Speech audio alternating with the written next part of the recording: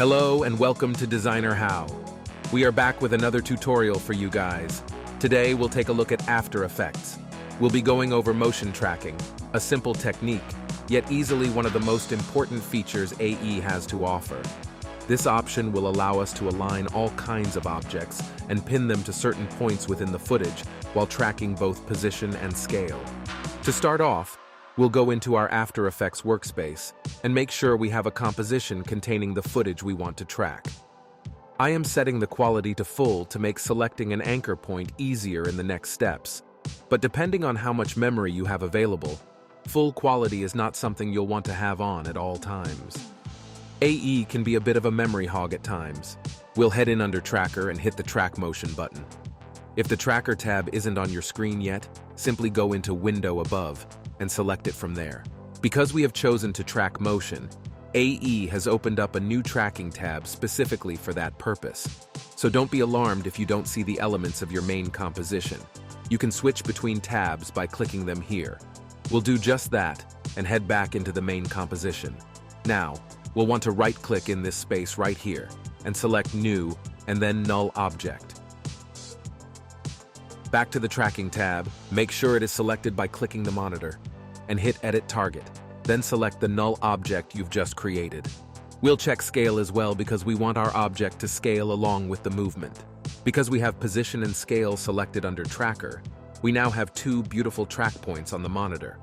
Now the important part, we'll want to look for high contrast points for both boxes to latch onto. For instance, a sharp divide between black and white. That will be the reference point AE uses to track motion. Make sure the track points are near where you plan for your object to be, and make sure the inner box covers the high contrast point.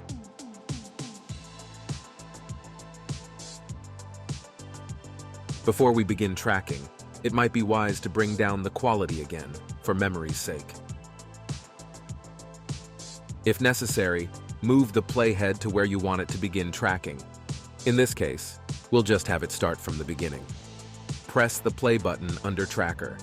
The program will now calculate the tracking motion for us. Be advised, this is kind of a trial and error thing.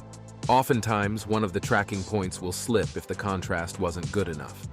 Or if the anchor point becomes transformed or distorted somehow somewhere on the timeline, it may begin to jolt and shake.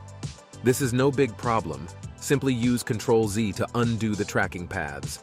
Then either widen the boxes and test if that improves things, or look for a new contrast point.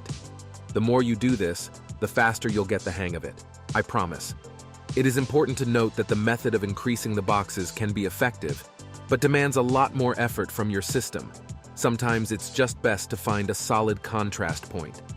After our little slip-up, we're going to let it analyze the tracking motion again, hopefully with better results this time. Perfect. When it's done analyzing, we'll see the entire path tracked out. We want to hit Apply under Tracker, and for dimensions choose X and Y. Our tracking motion is now complete and connected to the null object we've created. That was the hardest part. Now we just want to connect our object to the tracked motion. For that, we'll use a title, but it can be any object of your choosing. Images, titles, even clips.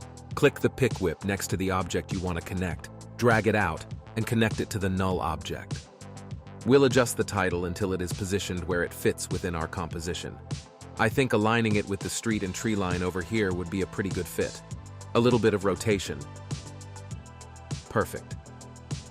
Look at that.